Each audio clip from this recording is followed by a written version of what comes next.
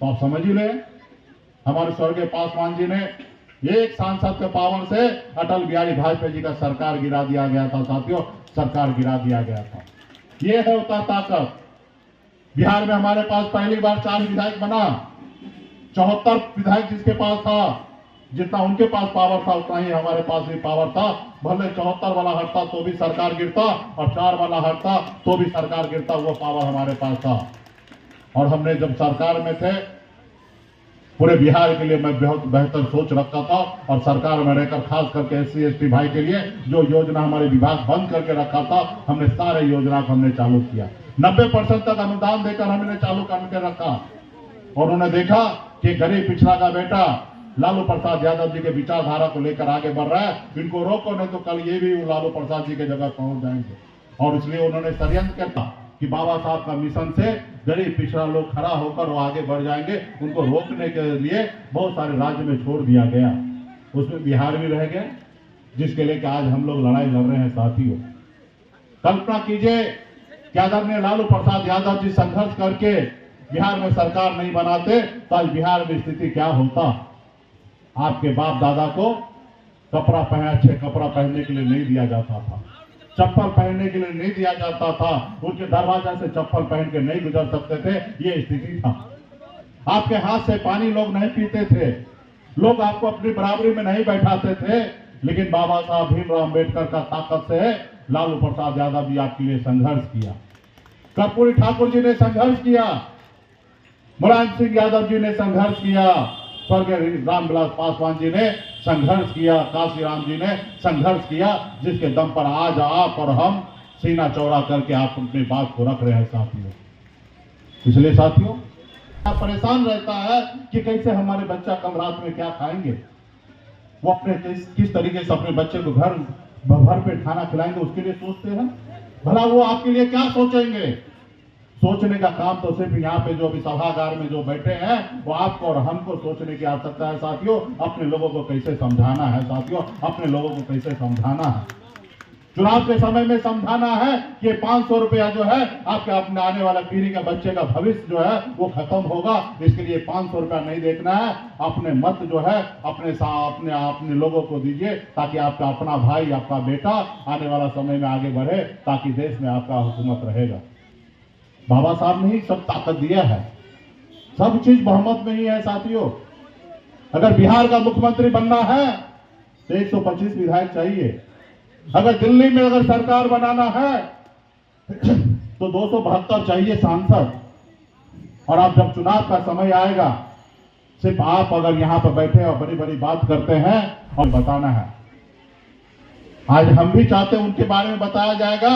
अगर निश्चित तौर पे अगर इस देश में अगर हमारा दलित भाई, SC ST OBC तमाम हमारे जो 85% लोग जो है अगर वो बात को मान लेंगे तो निश्चित तौर पे ये देश आपका होगा। साथियों, ये देश आपका होगा। आज देश तो आपका है, लेकिन आपका क्या चल रहा है? लेकिन अगर आप अपनी जिंदगी में अगर कुछ करना चाहते हैं तो इस जिंदगी में, इस जमाने में आप एक लक्ष्य लेके चलिए कि इस देश में जाति आधारित गणना होना चाहिए, और जिनकी जितनी संख्या है उसको उतनी हिस्सेदारी मिलना चाहिए, तब जाके बाबा साहब का सपना पूरा होगा। साथियों, और अपनी जिंदगी में लक्ष्य रखिए। आज मेरे पास एक लक्ष्य है कि अगर मेरे पास अगर 25-30 साल का उम्र बचा है तो मेरे जिंदगी में ये लक्ष्य है कि सबसे पहला काम इस देश में ये होना चाहिए, जाति आधारित गणना होना चाहिए, और जिनको जितना संख्या है उनको उतना हिस्सेदारी मिलना चाहिए, तब जाके होगा। आज देखिए, नोरमा ग्रुप, जो सोचता है वो करता है, आपके अपने सपनों का आशियाना। नमस्कार, गणतंत्र दिवस की बहुत बहुत शुभकामनाएं आप सभी देशवासियों का, खास करके छातापुर के जितने भी हमारे कलीग हैं, युवा साथी हैं, हमारे कितनकीन हैं, रिलेटिव्स हैं, जानने वाले हैं, हमारे पार्टी के नेतागण हैं, महिलाएं हैं, माता बहनें, आप सभी का गणतंत्र दिवस की बहुत बहुत शुभकामनाएं, बधाई। साथ ही हम लोग इस गणतंत्र दिवस पे एक संकल्प लें कि अपने लिए, अपने समाज के लिए, अपने बेहतर समाज के लिए हम अपने गांव समाज को कैसे शिक्षित करें, विकसित करें और समृद्ध करें, इसका हमें संकल्प लेना होगा। और छातापुर के लिए चिंतन करने की जरूरत है। हम लोग छातापुर के लिए 5 मिनट जरूर सोचें। हम अपने परिवार के लिए भी सोचते हैं, साथ साथ हमें समाज के लिए भी सोचना जरूरी है। इसके लिए हमें संकल्प लेना होगा और छातापुर के लिए बेहतर विकास कैसे हो, हमारा छातापुर कैसे आगे बढ़े, हम कैसे आगे बढ़े, इसके लिए हमें संकल्पित होना होगा और प्रण लेना होगा और हमें परिवर्तन करना होगा छातापुर को। और जब तक परिवर्तन नहीं होगा हमारा छातापुर का विकास नहीं हो सकता है। हम लोग संकल्प लें और आप सभी को पुनः बहुत बहुत धन्यवाद, बहुत बहुत बधाई। जय हिंद, जय भारत। जय भीम। बहुत बहुत धन्यवाद। इस कार्यक्रम में उपस्थित हमारे विधायक भाई मुन्ना यादव जी, युवा नेता माननीय विधायक हमारे अमर पासवान जी, इस कार्यक्रम में उपस्थित हमारे वीआईपी पार्टी के नेता रजनाथ साहनी जी, मिशन के सभी साथीगण और इस सभा में बड़े संख्या में युवा साथी, माता बहन, नौजवान साथी, मंच पर उपस्थित सभी नेतागण, सभी को सन ऑफ मल्लाह मुकेश सहनी की ओर से नमस्कार, प्रणाम। साथियों, आप सभी को बधाई, शुभकामना गणतंत्र दिवस का। साथियों, आज मैं बाबा साहब भीमराव अंबेडकर जी का प्रतिमा का अनावरण करने के लिए मैं आया हूं।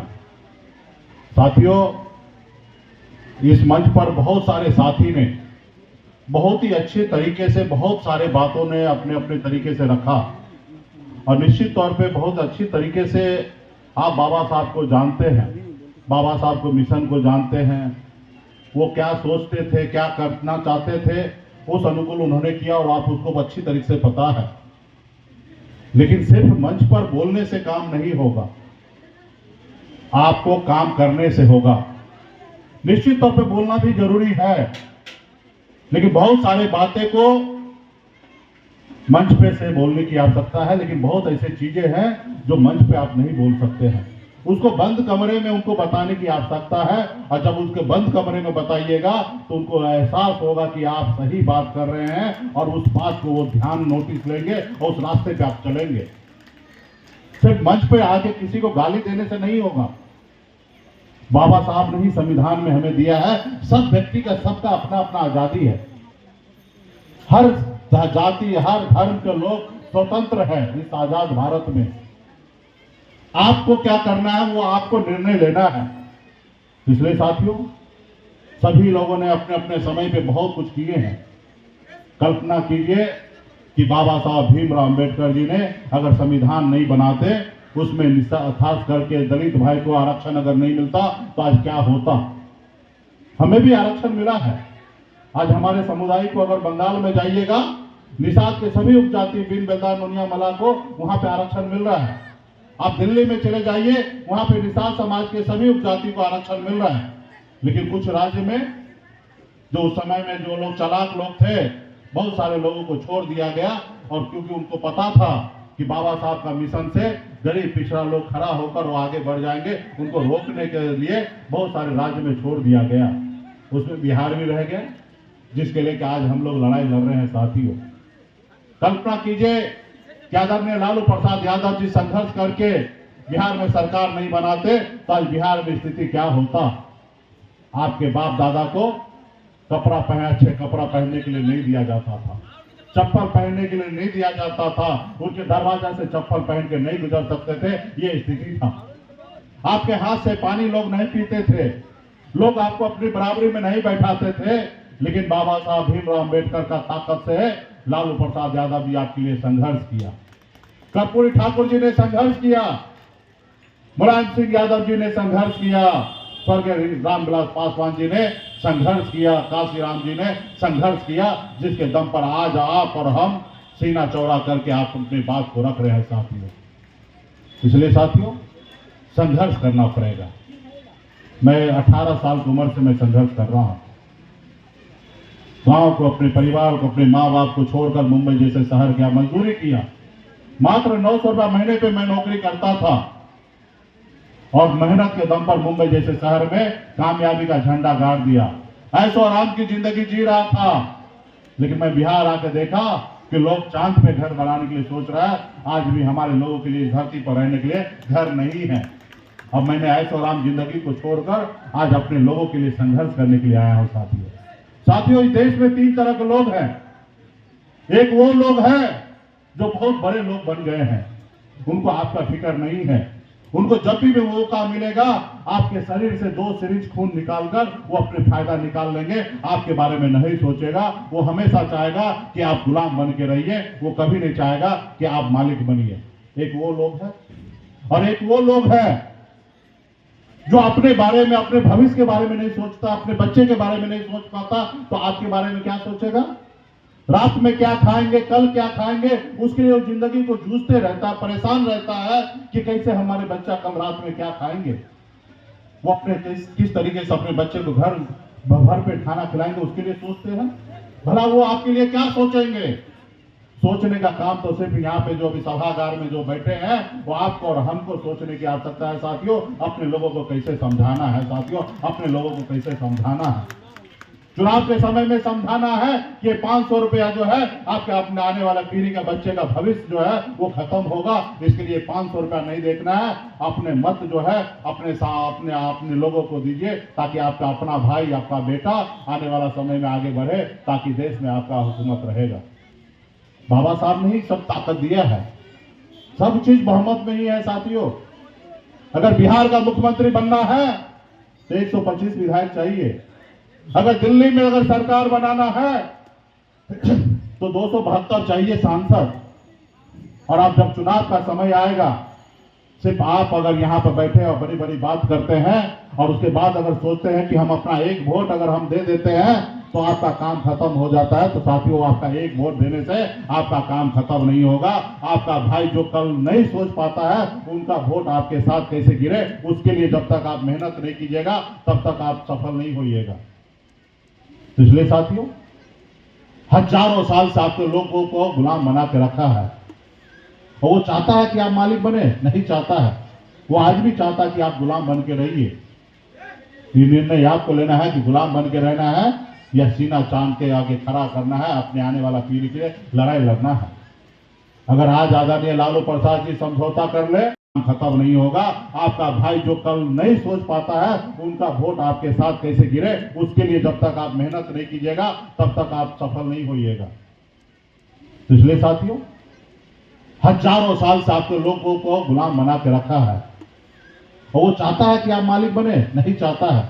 वो आज भी चाहता है कि आप गुलाम बन के रहिए। ये निर्णय आपको लेना है कि गुलाम बन के रहना है या सीना चांद के आगे खड़ा करना है, अपने आने वाला पीढ़ी के लिए लड़ाई लड़ना है। अगर आज आदरणीय लालू प्रसाद जी समझौता कर ले, कल बिहार में तेजस्वी प्रसाद यादव जी मुख्यमंत्री बन जाएंगे। आज अगर मैं समझौता कर लूं दुश्मन से तो कल भारत सरकार में मंत्री बन जाऊंगा साथियों, मंत्री बन जाऊंगा। जो मेरे पीछे घूमते थे वो आज भारत सरकार में मंत्री बना हुआ है। मुकेश सहनी का कोई परवाह नहीं है। हम संघर्ष करने वाले लोग हैं।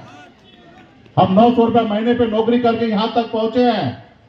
मुझे 2 वक्त का सिर्फ खाना चाहिए साथियों, सिर्फ 2 वक्त का खाना चाहिए। मुझे पता है मरने के बाद सिर्फ 2 फीट बाय 3 फीट का जगह चाहिए, वो भी जलाने के लिए। इसलिए साथियों इससे ज्यादा और हम नहीं ज्यादा चाहते हैं।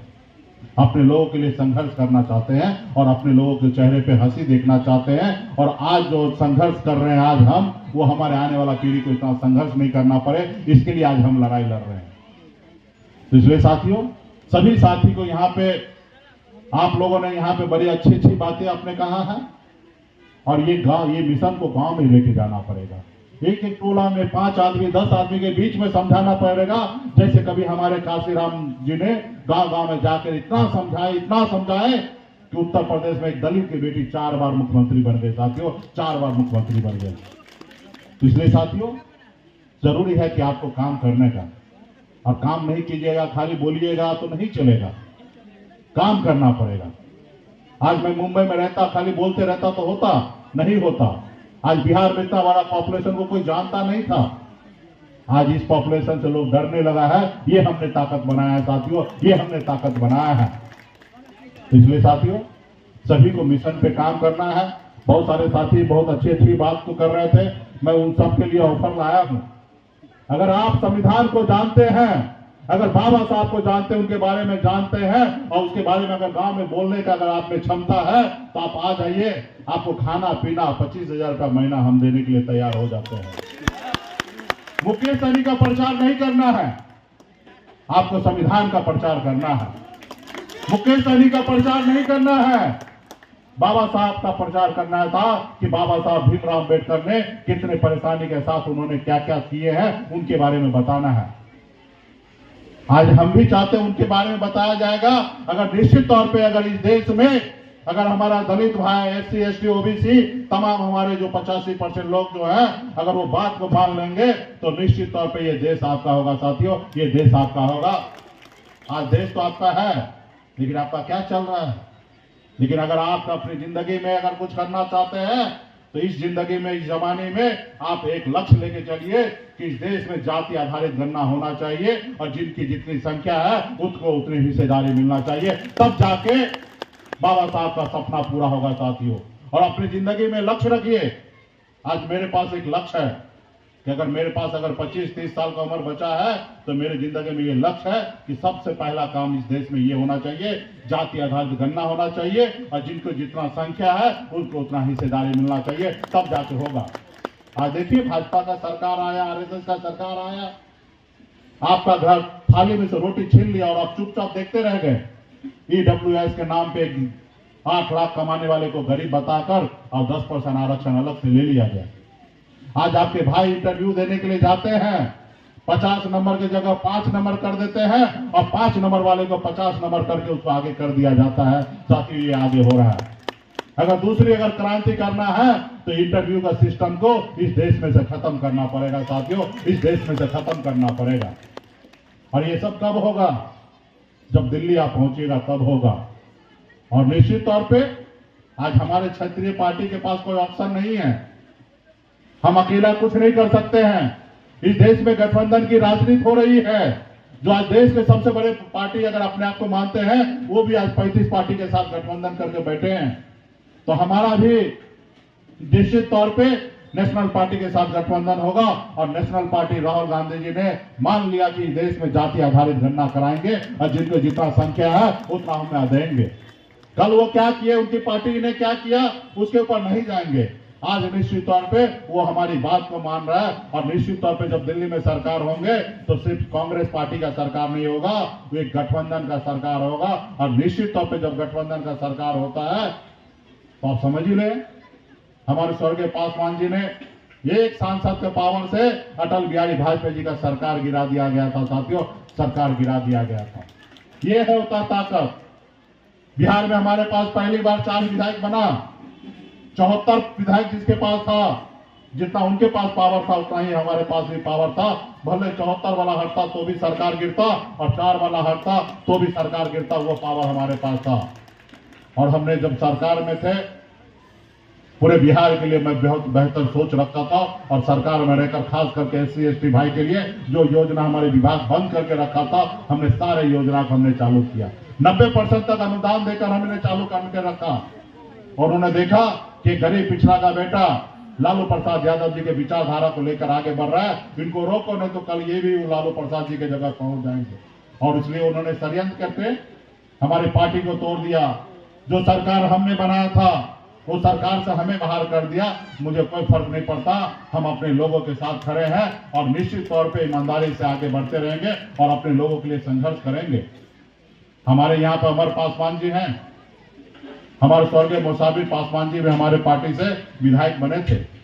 भाजपा ने बहुत कोशिश किया, चारों विधायक को लोभ लालच देने का कोशिश किया और चारों विधायक में से 3 विधायक बिक गए। लेकिन हमारे स्वर्गीय मुसाफिर पासवान जी ने कहा नहीं, हमें सहनी जी ने जिताया है, हम सहनी जी के पार्टी में और अपने लोगों के लिए संघर्ष करेंगे। हमारे यहाँ पर अमर पासवान जी हैं, हमारे स्वर्गीय मुसाफिर पासवान जी भी हमारे पार्टी से विधायक बने थे।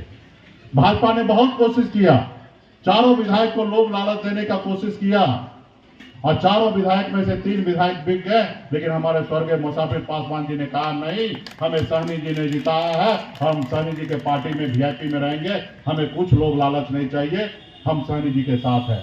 वो स्वर्गवास हो गए लेकिन भाजपा के साथ हाथ नहीं मिलाए और निश्चित तौर पे जो लोग दूसरे लोग थे वो बिक गए साथियों। तो आने वाला समय में और हमने भी वही तेवर पे बोछा में भी सोचा कि हम मुकेश सहनी को डरा कर सीट ले लेंगे। हमने दिखा दिया कि वीआईपी पार्टी का ताकत क्या होता है। वीआईपी पार्टी नहीं तो तुम बिहार में जीरो हो, जीरो हो। लेकिन और भी लोगों को समझाने की आवश्यकता है। बहुत सारा बात जो है हम इस मंच से नहीं बोल सकते हैं, क्योंकि हम लोगों ने संविधान को मानने वाले लोग हैं। हम किसी को आहत करने के लिए नहीं आए हैं, हम अपने लोगों को समझाने के लिए आए हैं। पर अगर हमारे लोग अगर भटक भी गया है तो आपका और मेरा फर्ज बनता है उसको समझाकर, सिखाकर और उस रास्ते पे लेके जाना। ये आपका और मेरा फर्ज बनता है। हमें कोसने से नहीं होगा। कुछ तो आप में और हम में कमी है कि हमारे लोग हमसे दूर हो चुका है। इस बात को आपको समझना पड़ेगा कि आपके गिरेबान में झांकिए कि आपसे क्या गलती हुआ है। आप अकेले खाने के चक्कर में रहिएगा तो हो ही जाएगा ना। जब हिस्सा मिले तो बांटिए। आपके लोग भटक जाए तो उसको सही पे रास्ते पे लाइए। आपसे जाने अनजाने में गलती हो तो आप अपने लोगों से माफी मांग लीजिए, उनको समझाइए। इसलिए साथियों, बाबा साहब के रास्ते पे सबको चलना है और जो मैंने ऑफर दिया उस पर भी ध्यान दीजिए। और आने वाला समय जो होगा वो कल हमारा होगा। धीरे धीरे लोग समझ रहे हैं। अभी आपने देखा देश के गृह मंत्री, भारत सरकार, देश के गृह मंत्री, देश के दूसरे व्यक्ति, और वो कह रहे हैं कि बाबा साहब का आजकल फैशन बन गया है उनका नाम लेना। बताइए, क्योंकि उनके दिल में बाबा साहब है ही नहीं। आरएसएस के दिल में बाबा साहब है ही नहीं। और आरएसएस के पास जो लोग पहुंच जाते हैं उनके भी दिल से बाबा साहब निकल जाते हैं। सिर्फ ऊपर से बोलते हैं। बहुत कम लोग होते हैं तो वहां जाने के बाद भी अपना स्वाभिमान जिंदा रखते हैं। उसमें से बहुत कम लोग होते हैं, जैसे स्वर्गीय हमारे रामविलास पासवान जी, वहां पहुंचने के बाद भी सरकार उन्होंने गिराने का क्षमता उनमें था। लेकिन आज लोग घूमते हैं, बोलते हैं हम शेर के बच्चे हैं। निश्चित तौर पे स्वर्गीय पासवान जी शेर थे, आप उनके सुपुत्र हैं, लेकिन अपने आप को याददाश्त लीजिए कि आपका कर्तव्य क्या है। जैसे हनुमान जी को पता नहीं था कि मेरे पास शक्ति कितना है, जब उनका एहसास कराया गया तो 7 समुद्र पार जाके लंका को जलाने का काम किया। वही शक्ति आप पे के पास भी है।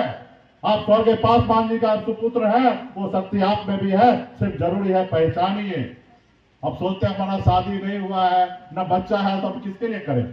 अरे ये बिहार पूरा आपका भाई है, आपका पूरा परिवार है, उसके लिए कीजिए। भाजपा में, आरएसएस में तो वो लोग ही है मालिक बने हैं जिसके बच्चा नहीं है, शादीशुदा नहीं है, वही राज्य का प्रमुख बनते हैं। भाजपा में खास करके उनके जो प्रभारी होते हैं राज्य का, हर राज्य का, उसमें उनको उसी लोगों को बनाते हैं जिनका शादी नहीं हुआ हो, ताकि वो ज्यादा से ज्यादा समय दे। और एक हम भी बना के रखे हैं, 24 घंटा होल टाइमर है, शादीशुदा नहीं है। हमारे प्रदेश अध्यक्ष बाल गोविंद बिंद जी हैं, और इनको हमने भी प्रदेश अध्यक्ष बना के रखा है। इनको कोई झंझट नहीं है कि बीवी से मिलने के लिए जाना है, बच्चे से मिलने के लिए जाना है। अब तो अभी हम लोग कभी कभी लोभ लालच में भी फंसने का सोचते हैं कि हम इतना सब चीज कर रहे हैं, पूरा कमाया हुआ पैसा को खत्म करते जा रहे हैं, फिर बच्चे के लिए क्या हम छोड़ेंगे। कभी कभी रात को ख्याल आता है कितना मेहनत करके हमने 20 साल में बॉम्बे में बहुत पैसा कमाया और बिहार में 1-1 रुपया जितना भी है सबको खत्म करते जा रहे हैं। बच्चे परिवार लोग कुछ नहीं बोलते हैं, क्योंकि उनको पता है कि हम मालिक हैं, हमने ही सब चीज किया है। और मुझे पूरा हम पे विश्वास रखते हैं कि ये जो भी सोचते होंगे अच्छा सोचते होंगे, लेकिन अंदर आत्मा में उनको भी तकलीफ होता होगा कि पैसा कमाया हुआ सब खर्च कर रहे हैं। भाई भी को भी तकलीफ होता होगा कि भैया सब पैसा उड़ा रहे हैं, लेकिन वो भी कुछ नहीं बोल पाते क्योंकि बाबूजी का पैसा नहीं उड़ा रहे हैं, हम अपने मेहनत से कमाए थे वही पैसा उड़ा रहे हैं। तो उनको भी लगता है कि भैया को ज्यादा बोलेंगे तो जो भी अभी है उसमें से कुछ नहीं मिले तो भी चुप है। हम रात को सोचते हैं कि अगर इस बार नहीं होगा तो क्या होगा, आगे नहीं होगा तो क्या होगा, क्योंकि हम लोग जो जिस बच्चे को दिए हैं हमारा भी कर्तव्य है ना, उसको हम संसार में लाएं, उसको अच्छी जिंदगी दें, ताकि उसके लिए। लेकिन कभी कभी सोच में आता है, उसके बाद जो भी हम सोचते हैं कि अच्छा पढ़ा लिखा दिए हैं, उनका काम होगा। जैसे हम बगैर पढ़े लिखे, कम पढ़े लिखे होकर मुंबई जैसे शहर में जाकर अकेले झंडा को गाड़ दिए, मेरे बच्चे भी गाड़ देंगे, क्योंकि हमारे ही खून है, हमारे बच्चे हैं। लेकिन इसके लिए साथियों, हर साथी को काम करना, बड़े संख्या में यहाँ पे है। चुनाव के समय में सब चीज ध्यान रखना है, और दिल्ली वाले को जब तक नहीं हटाइएगा, आरएसएस विचार के लोगों को जब तक नहीं खत्म कीजिएगा तब तक नहीं होगा। आप लोगों को कुछ नहीं मालूम है, जितना हमको पता है। अभी क्या बोले, यहाँ पे महीना में इलाज के अभाव में मर रहा है, हम कुछ नहीं कर पाते हैं। हम कितना फोन करें? एक ही मनीष मंडल जी को दिन भर कितना बार फोन करें? वो क्या वो IMS में मेरे लिए बैठा है? वहां पे सैकड़ों हजारों लोग वहां पे जा रहे हैं, खास करके गरीब लोग, और दम तोड़ रहे कि इलाज नहीं हो रहा है क्योंकि सरकार का व्यवस्था सही नहीं है। वो नहीं चाहता है कि गरीब सांस ले और वो जिंदा रहे। उनको मालूम है कि ये लोग गरीब लोग हमको वोट नहीं देते हैं और जिंदा रहेंगे तो वोट देंगे नहीं, वो विपक्ष में दे देंगे, इससे अच्छा मर जाए। वो ये चाहते हैं। वो स्कूल, सरकारी स्कूल को क्यों खराब करके रखे? वो चाहते हैं कि वो आप सरकारी स्कूल में पढ़ लिख कर अच्छा हो जाए, आप अच्छा पढ़ लिख लीजिएगा तो फिर आप सवाल जवाब कीजिएगा, मूर्ख रहिएगा तो सवाल जवाब नहीं कीजिएगा। आज केजरीवाल जी कितना अच्छा काम कर रहे थे दिल्ली में, खास करके अस्पताल और शिक्षा पे उन्होंने अच्छा काम किया, लेकिन पूरा षड्यंत्र रचकर उनको खत्म कर रहा है। यहां तक संविधान में संशोधन करके उनके सारे पावर ले लिया।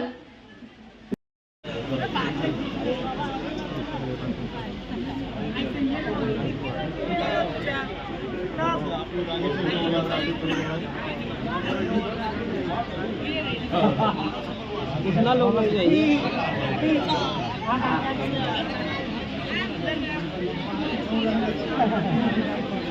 चलिए रेडी। बाबा साहब अमर रहे। जय जय जय जय जय भीम। जय जय जय जय जय भीम।